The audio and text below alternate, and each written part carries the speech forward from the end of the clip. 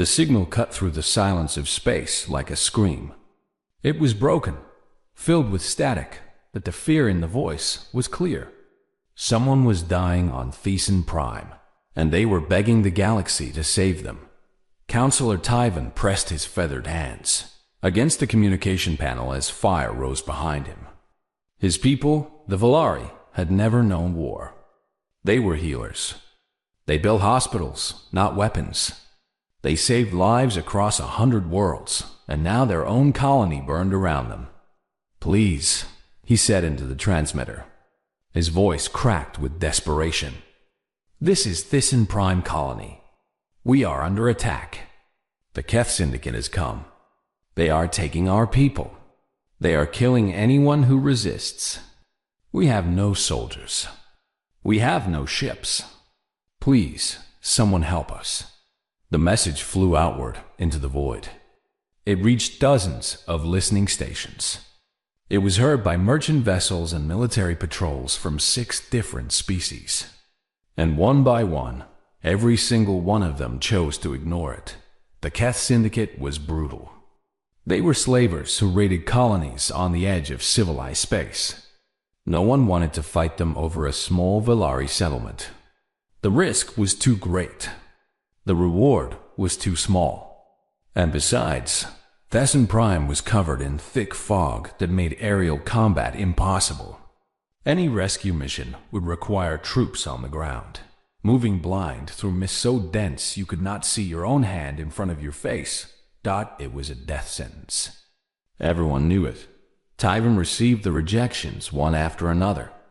The Mordith Collective expressed sympathy but could not spare resources. The Tazari Union was too far away. The Galactic Council promised to file a formal protest. None of it would save the children being dragged from their homes. Then a new voice came through the static. "Thyssen Prime, this is the USS Steadfast. We have received your distress call. Hold your position. Help is coming." Tyvan did not recognize the ship designation. He did not recognize the accent of the speaker. He turned to his aide, a young Valari named Selen, who was bleeding from a cut on her brow. "Who are they?" Tyvan asked. Selen checked her damaged console. Her eyes went wide. "Humans," she whispered. "They are humans." Tyvan felt his heart sink. He had heard stories about humans. Everyone in the galaxy had. They came from a world called Earth, a planet so dangerous that most species could not survive there for a single day. The gravity was crushing. The weather was violent. The predators were everywhere. And somehow, humans had not only survived on this nightmare world, they had thrived on other species called them Deathworlders. They were said to be unpredictable, emotional, and far too willing to fight.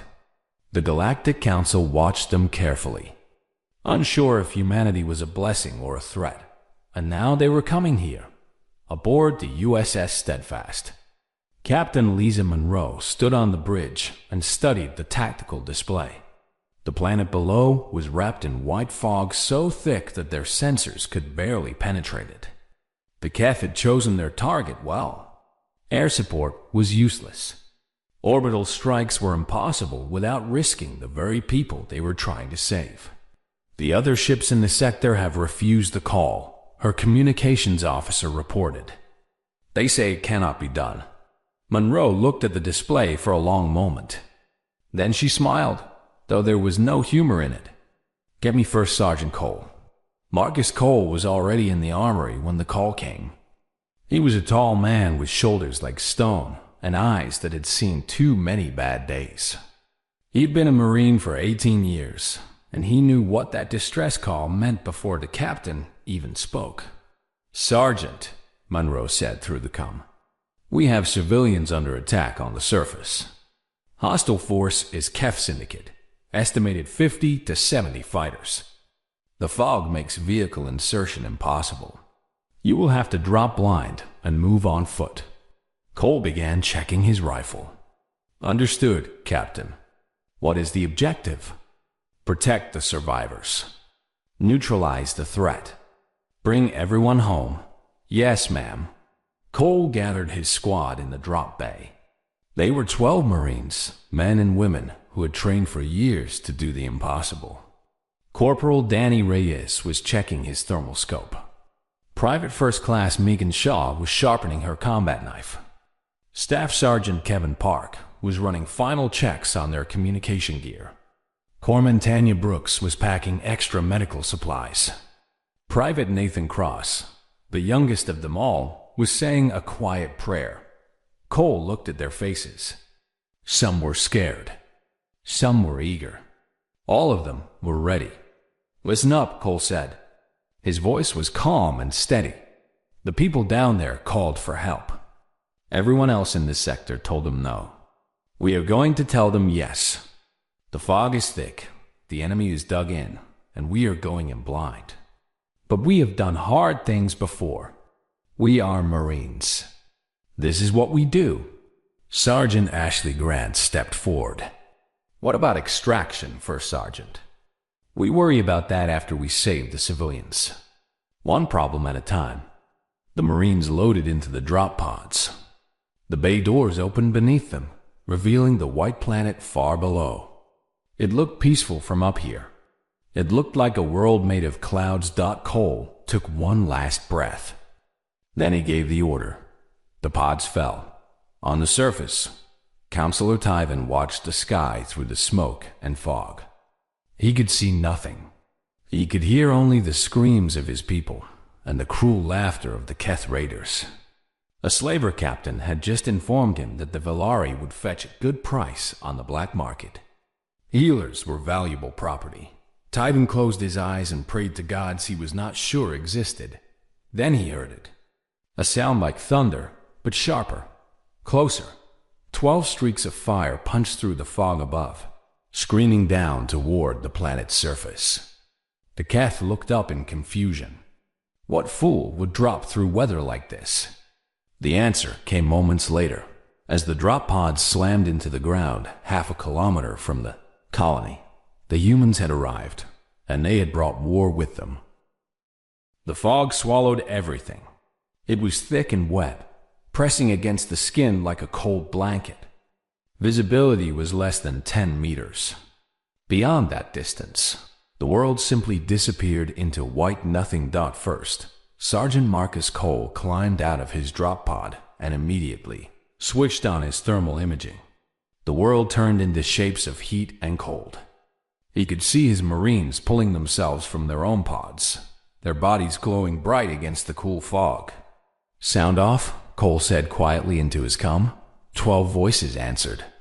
No injuries. No equipment failures. The drop had been perfect. Corporal Danny Reyes moved to Cole's side. He was the best scout in the squad, a man who could move through any terrain without making a sound. Orders, First Sergeant. The colony is half a click east. We move slow and quiet. Reyes, you and Shaw take point. Everyone else, diamond formation. Stay tight. Stay alert. Private First Class Megan Shaw joined Reyes at the front. She was small but fast, with eyes that missed nothing. Together, the two scouts began moving through the fog like ghosts. The rest of the squad followed, their weapons ready, their breathing controlled. The Keth had no idea they were coming down at the Velari Medical Center. Counselor Tyven was trying to keep his people calm. Nearly 200 survivors had gathered in the damaged building. Many were wounded. All were terrified. Keth raiders stood guard at the doors, their weapons pointed at anyone who moved too quickly. A Keth soldier with scars across his face walked through the crowd, inspecting the Velari like livestock. Good stock, he said to his companion. The healers will sell well. The young ones too. Tyven stepped forward. Please, let the children go. Take me instead. The scarred Keth laughed. You will all be taken, Featherbird. No one is coming to save you. No one is stupid enough to fight in this fog. Outside, the fog remained still and silent.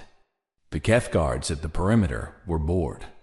They had been standing watch for hours, seeing nothing but white mist. One of them leaned against a broken wall and yawned. He never saw Megan Shaw coming. She moved out of the fog like a shadow, a knife finding his throat before he could make a sound. His body dropped silently to the ground. Shaw signaled to Reyes, who took down the second guard with equal precision. The perimeter was clear. Cole brought the squad forward, moving from cover to cover. Through his thermal imaging, he could see the medical center ahead. He could see the heat signatures of hundreds of Valari inside, and he could see the Keth guards surrounding them. 12 hostiles at the main entrance, Staff Sergeant Park reported. Another aide on patrol around the building. Unknown number inside. We hit them fast and hard, Cole said. Reyes, Shaw, take the patrol. Grant, your fire team handles the entrance. Everyone else, follow me inside. Non-lethal is not an option. These are slavers. Put them down. The Marines moved into position. For a long moment, nothing happened. The fog sat heavy and quiet. The Keth suspected nothing. Then Cole gave the signal. The attack came from everywhere at once. Reyes and Shaw emerged from the mist on the east side, their rifles spitting fire. Grant's team hit the main entrance with overwhelming force. Cole led the rest straight through the front wall, reaching through a damaged section that the Keth had not thought to guard. The slavers had no time to react. One moment they were in control. The next moment, humans were everywhere, moving through the fog with terrifying speed and precision.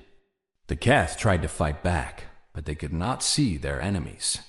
They could only see muzzle flashes in the white, and then they saw nothing at all. Inside the medical center, Counselor Tyven heard the gunfire and threw himself to the ground. The Valari screamed and huddled together. The scarred Keth guard raised his weapon, looking for a target. The wall behind him exploded inward.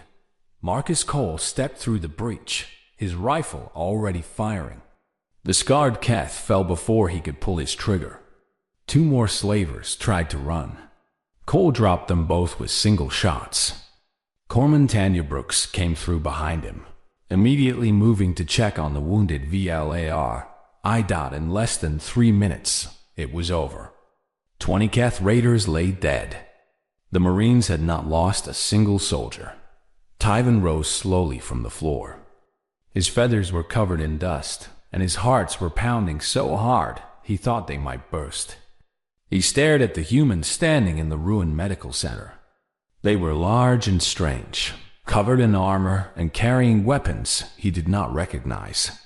Fog still curled around their boots like they had brought it with them from some other world. Cole lowered his weapon and pulled off his helmet. His face was hard, but not cruel. He looked at Tyven and nodded once. Counselor Tyven? I am First Sergeant Marcus Cole, Human Federation Marines. We received your distress call. You are safe now. Tyven opened his mouth, but no words came out. His people had called for help, and help had walked out of the mist like warriors from an old legend. He had never seen anything like it. He had never imagined such a thing was possible. How? He finally managed. How did you find us in this fog? Cole almost smiled. We are from Earth, Counselor. We grew up in worse. Staff Sergeant Park approached with a grim expression. First Sergeant, we have a problem. I intercepted CAF communications. They already moved a large group of captives to their landing zone. Transport ship is preparing for launch. They are going to take them off-world. Cole's face went dark. He looked at Tyven. How many? At least 60 of our people, Tyven said. Mostly workers from the outer settlement, families. Cole nodded slowly. He turned to his squad. Shaw, Reyes, Brooks, Park, Cross, you are with me. Grant, hold this position and protect these people. We are going after those captives. Sergeant Grant stepped forward. First Sergeant, you will be outnumbered. Then we will move fast. Cole put his helmet back on. No one gets left behind. No one. The small team disappeared back into the fog, moving toward the distant landing zone. Tyven watched them go, still unable to believe what he was seeing. These humans, these Deathworlders, had come to save strangers. And now they were running toward even greater danger without a moment of hesitation. Perhaps the stories about humanity had not been exaggerations after all. The medical center was quiet now. The sounds of battle had faded, replaced by soft voices and the gentle hum of healing equipment. Corpsman Tanya Brooks moved among the wounded Valari, treating injuries with practiced hands. The Valari watched her with wide eyes. This human female carried weapons that could kill a dozen of them in seconds. Yet her touch was gentler than any they had known. She smiled at a young Valari with a broken arm as she set the bone, speaking softly even though they did not share a language. Counselor Tyven stood nearby, observing everything. He had contacted Captain Monroe aboard the USS Steadfast, and now her voice came through his communication device. "Counselor, I am glad to hear you are safe. My Marines will protect your people until we can arrange evacuation." "Captain Monroe," Tyven said slowly, "I must ask you something. Why did you come?" Every other species refused. They said it was too dangerous, too costly. Why did humans answer when no one else would? There was a pause on the line. When Monroe spoke again, her voice was thoughtful. "Counselor, humans spend a long time learning hard lessons. We watched terrible things happen to innocent people because good men and women chose to do nothing. We decided that was not who we wanted to be. But you gained nothing from this. You risked your soldiers for strangers. You asked for help," Monroe said simply. That was enough. Tyven did not know how to respond. In his experience, no species did anything without expecting something in return. Trade, alliance, resources. There was always a price. But these humans had come simply because they were asked. On the other side of the medical center, Private Nathan Cross was searching through rubble. He was the youngest Marine in the squad, barely 20 years old, with a face that still looked like a boy's. He had not spoken much during the mission. He just did his job and kept moving. Now he stopped. He heard something, a small sound like crying, coming from beneath a collapsed wall. Cross dropped to his knees and began pulling away debris. The other Marines were securing the perimeter. No one noticed him working alone. After several minutes, he found her. A Valari child, no more than 5 or 6 years old by human standards. She was trapped in a small pocket of space, surrounded by broken stone. Her feathers were gray with dust, and her eyes were huge with fear. Cross did not hesitate. He worked carefully, removing pieces of rubble one at a time, making sure nothing would collapse further. The child watched him, trembling. "It is okay," Cross said softly. He knew she could not understand his words, but he hoped she understood his tone. "I am going to get you out. You are safe now." When the space was finally clear, Cross reached down and lifted the child gently into his arms. She was so light, so fragile. She reminded him of his little sister back on Earth. The child stared at his strange face, at his alien features. Then, slowly, she stopped trembling. She rested her head against his chest and closed her eyes. Cross carried her to the other survivors. An older Valari female rushed forward, tears streaming down her feathered face. The child was her daughter. Cross handed her over carefully, and the mother held her child like the most precious thing in the universe. "Thank you," the mother said in broken galactic common. "Thank you, human." Cross nodded. He did not trust himself to speak. Several kilometers away, First Sergeant Cole led his small team through the fog at a punishing pace. Time was running out. Every minute they wasted was another minute the Keth had to load their captives and escape. "Landing zone is 300 meters ahead," Staff Sergeant Park reported, checking his scanner. "I am picking up the transport ship. It is already warming its engines." Cole pushed harder. "Move," Everyone move. Corporal Reyes was running beside him, ignoring the sweat pouring down his face. First Sergeant, what happens if we do not make it in time? We make it in time. And if we do not? Cole glanced at him. Then we follow that ship to hell itself. The team broke through a line of dead trees and saw the landing zone ahead. Even through the fog, they could see the massive shape of the Keth transport. Its lights cut through the white mist like angry eyes. Figures moved around it, dragging Valari captives up the loading ramp. I count at least 30 hostiles, Park said. Maybe more. Megan Shaw checked her rifle. 6 of us against 30? We have surprise, Cole said. And we have the fog. They still do not know we are here. Private Cross spoke up. What about the captives? If we start shooting, the Keth might kill them. It was a good point. Cole studied the situation. The captives were being held in groups near the loading ramp. Keth guards stood over them with weapons ready. A firefight could turn into a massacre. New plan, Cole said. Shaw, Reyes, you circle around to the east. Find a position where you can hit their guards without risking the captives.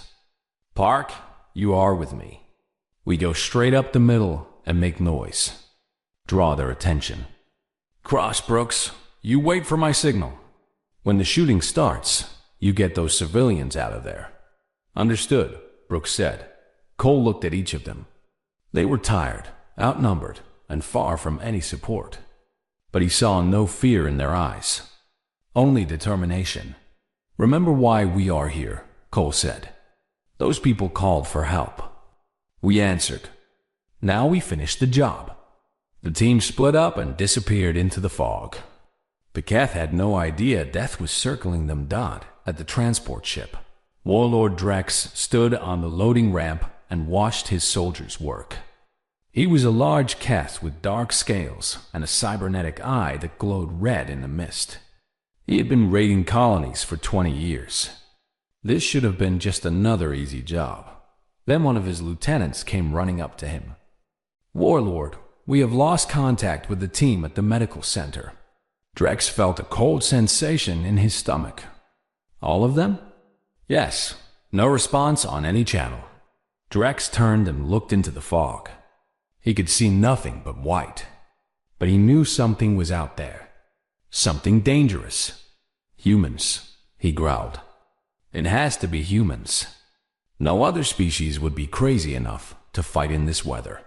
He grabbed the lieutenant by the throat. Get these slaves loaded now. We leave in 5 minutes. And tell every soldier we have to watch the fog. The Death Worlders are coming. But it was already too late. The first shot came from nowhere, dropping a Keth guard before he could scream. Then the fog erupted with fire from all directions. The battle for the landing zone had begun. The Keth did not know where to shoot.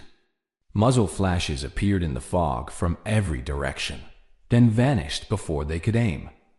Their numerical advantage meant nothing when they could not see their enemies. First, Sergeant Cole moved through the chaos like a force of nature. He fired, advanced, fired again. Each shot found a target. Park was beside him, laying down covering fire that kept the Keth pinned behind their supply crates. Keep their eyes on us, Cole shouted over the noise. Give Shaw and Reyes clear angles.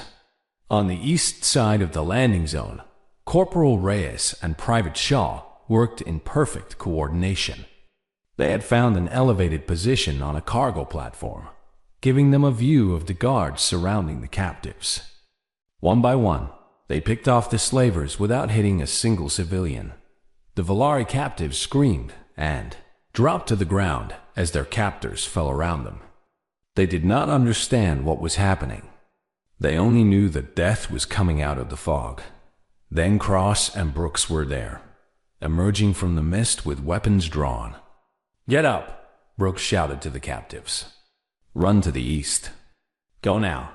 Most of the Valari obeyed, scrambling away from the firefight. But some were too scared to move. Cross grabbed them and physically carried them to safety, making trip after trip while plasma bolts burned the air around him. Warlord Drex watched his operation fall apart. Half his soldiers were already dead. The rest were firing blindly into the fog, hitting nothing. These humans were ghosts. They were demons. They were everything the stories had warned about. "Fall back to the ship," Drex screamed. "Everyone on board. We are leaving now." The surviving Keth began retreating up the loading ramp. Drex grabbed one of the remaining Valari captives, a young male, and pressed a blade to his throat. "Stay back," he roared into the fog. "Stay back or I kill this one." For a moment, the shooting stopped. The fog fell silent. Then Marcus Cole walked out of the white mist, alone. His rifle was aimed directly at Drex's head. His face showed no emotion at all. "Let him go," Cole said. Drex laughed, but there was fear in his voice. "You are one human. I have soldiers behind me and a ship that can turn this entire area to ash. Drop your weapon." Cole did not move. "I am going to tell you something, slaver. Something you should have learned before you started taking innocent people. Humans do not negotiate for hostages. We just take them back. If you shoot me, my soldiers will kill you. Maybe, but you will still be dead." For a long moment, neither of them moved. The fog swirled around them like it was alive. Somewhere behind Drex, his soldiers waited with weapons ready. Then two things happened at once. Megan Shaw's shot came from above, hitting the blade in Drex's hand and sending it spinning away. At the same instant, Cole charged forward, covering the distance in 3 massive strides. He tackled the warlord before the Keth could react, and they went down hard on the metal ramp. The Keth soldiers opened fire, but Reyes and Park were already engaging them. Plasma bolts and bullets crossed in the air as the two sides exchanged death at point-blank range. Cole and Drex struggled on the ground. The warlord was strong, but Cole was stronger. He pinned Drex down and drove his fist into the alien's face once, twice, 3 times. Bone cracked. The cybernetic eye shattered. "That was for the children you took," Cole growled. He hit him again. "That was for everyone you were going to sell." One more blow, and Drex stopped moving. Cole stood, breathing hard. The shooting was dying down. The last Keth soldiers were running into the fog, abandoning their warlord and their ship. Reyes appeared at Cole's side, his armor scorched from a plasma burn that had come too close. "They are running, First Sergeant. Should we pursue?" Cole shook his head. "Our mission was rescue, not revenge. Let them run. Let them tell the others what happens when you attack civilians under human protection." Park was already at the ship's controls, shutting down the engines. Brooks was treating the wounded Valari captive that Drex had grabbed. Cross was gathering the freed civilians, counting heads to make sure everyone was accounted for. 63 captives recovered, Cross reported. All alive. Cole allowed himself a small smile. "Good work. All of you." Then Reyes stumbled. The plasma burn on his side was worse than it looked. He had been running on adrenaline, but now the pain was catching up. Brooks rushed to him, pushing him down onto a cargo crate. "Sit. Do not move. I need to see this wound." The burn was deep and ugly. Reyes had been hit during the final push, but he had kept fighting anyway. He had not said a word about it until the battle was over. "You stupid, stubborn fool," Brooks said as she worked. "You could have lost your entire side." Reyes grinned through the pain. "But I did not." Shaw appeared next to them, her own arm bleeding from a cut she had not noticed until now. The squad had taken damage. Everyone was exhausted. But they had done what they came to do. Cole looked at his team. 6 Marines had just defeated 30 Keth slavers and rescued 63 civilians. It should have been impossible. But then again, humans had built their entire history on doing impossible things. Can you walk? he asked Reyes. I can crawl if I have to, First Sergeant. Good, because we have a long march back to the colony, and I am not carrying you. The team gathered the freed captives and began moving east, back through the fog toward the medical center. The Valari followed the humans without question now. They had seen what these strange creatures could do. They had seen them kill without mercy and save lives with the same hands. It was terrifying. And it was wonderful. As they walked, one of the older Valari captives moved close to Cole. She was small and fragile, with silver feathers that marked her as very old by their standards. Human soldier, she said quietly, I must ask, why did you risk so much for us? We are nothing to you. We have nothing to offer. Cole kept walking, his eyes scanning the fog for any remaining threats. Ma'am, where I come from, we have a saying, no one left behind. It does not matter who you are or where you come from. If you need help, and we can give it, we will. The old Valari was silent for a long moment. Then she reached out and touched his armored hand, just briefly. Thank you, she whispered. Thank you for coming. Cole nodded once and kept moving. The fog was beginning to thin as the sun rose higher. Behind them, the abandoned Keth ship sat silent on the landing pad, a monument to the Raiders' defeat. And somewhere in the galaxy, the surviving Keth were already spreading the word. Do not attack colonies protected by humans. The Death Worlders will come for you, and they will not stop until everyone is saved. The fog lifted 3 days after the battle. For the first time in weeks, sunlight touched the surface of Thesson Prime, revealing a colony that was broken but not destroyed. Buildings had been damaged. Streets were scarred with plasma burns. But the Valari were alive, and they were free. The medical center had been transformed into a hub of healing. Valari doctors worked alongside Corpsman Tanya Brooks, treating the wounded from both species. It was strange at first. The Valari had the best medical technology in the sector, but they had never treated humans before.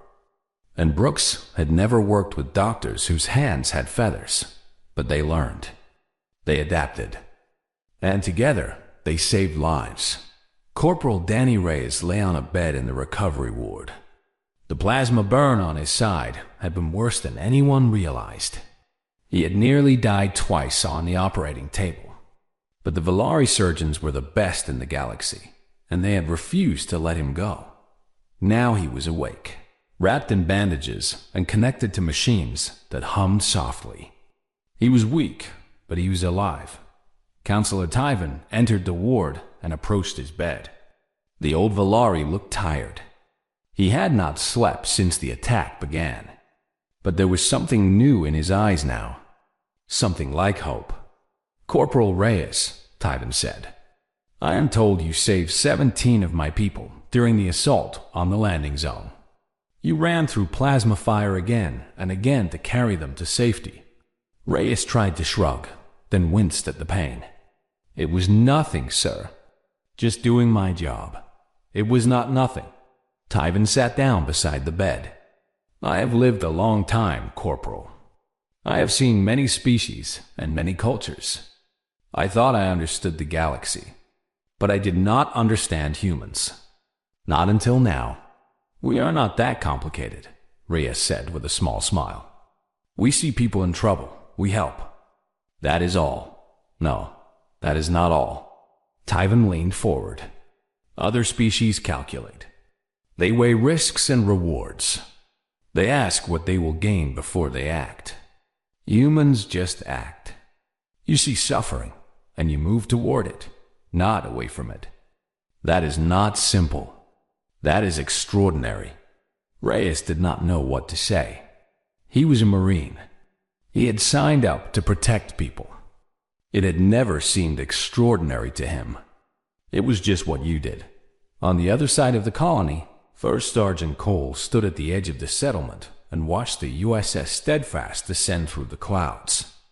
The ship had entered orbit 2 days ago, bringing supplies, additional medical staff, and engineers to help rebuild.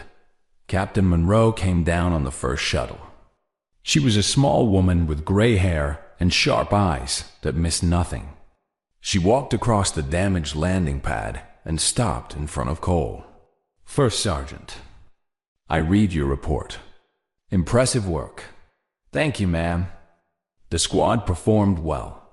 They performed better than well. You took on a force 3 times your size in 0 visibility conditions and did not lose a single Marine." She paused. Reyes came close, though. "He is too stubborn to die, ma'am." Monroe almost smiled. "Apparently so." She looked out at the colony, at the Valari moving through the streets, beginning to rebuild their lives. "The Galactic Council has been asking questions. They want to know why we intervened in a situation that other species avoided. What did you tell them?" "I told them the truth. Someone called for help. We answered." Cole nodded. That was exactly what he would have said. The next few days passed in a blur of recovery and reconstruction. The Marines helped where they could, clearing rubble, carrying supplies, doing whatever needed to be done. The Valari were amazed. They had expected the humans to leave once the fighting was over. Instead, Private Nathan Cross spent most of his time with the young Valari child he had rescued from the rubble. Her name was Mira. She did not speak Galactic Common, and Cross did not speak Valari, but somehow they understood each other anyway. Cross would bring her food and small gifts he found in the wreckage. She would show him her drawings and teach him words in her language. They became friends in the way that only children and the young at heart can become friends. On the morning the Marines were scheduled to leave, Myra's mother brought her daughter to say goodbye. The child was crying. She did not want Cross to go. Cross knelt down so he was at her level. "Hey," he said softly. "It is okay. We will see each other again someday." Myra did not understand the words, but she understood the tone. She reached into her pocket and pulled out a small pendant made of woven feathers and colorful beads. It was a traditional Valari symbol, given to family members and loved ones. She pressed it into Cross's hand. "She wants you to have it," the mother said, her voice thick with emotion. "It means family. It means you are one of us now." Cross looked at the pendant. His throat felt tight. He carefully put it around his neck, where it hung beside his dog tags. "Thank you," he whispered. "I will keep it forever." The final ceremony happened at midday. Counselor Tyven had gathered the entire colony to watch the Marines depart. They stood in rows, hundreds of Valari who had been victims just days ago and were now survivors. Tyven stepped forward to address both his people and the humans. When the Keth came, "We thought we were alone," he said. "We called for help, and the galaxy said no. But humans did not say no. They came without being asked twice. They fought without asking for payment. They bled for people they had never met." He turned to face Captain Monroe and First Sergeant Cole. "The Valari government has decided. We are formally requesting an alliance with the Human Federation. Not because we want protectors. We have seen what happens when you rely on others for safety. But because we have met a species that shares our values. A species that believes in helping those who cannot help themselves." Monroe stepped forward. "Counselor, I cannot speak for the entire Federation. But I can tell you this.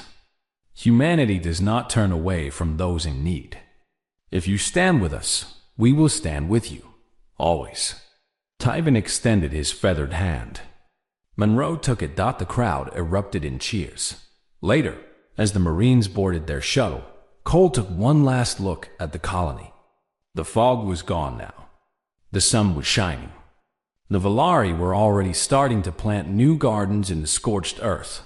"You think they will be okay?" Megan Shaw asked, standing beside him. "They will be fine," Cole said. "They are tougher than they look. And now they know they are not alone." The shuttle lifted off and climbed toward the waiting ship. Below, the Valari watched them go. Waving and calling out words of thanks, young Mira stood with her mother, clutching a small drawing she had made.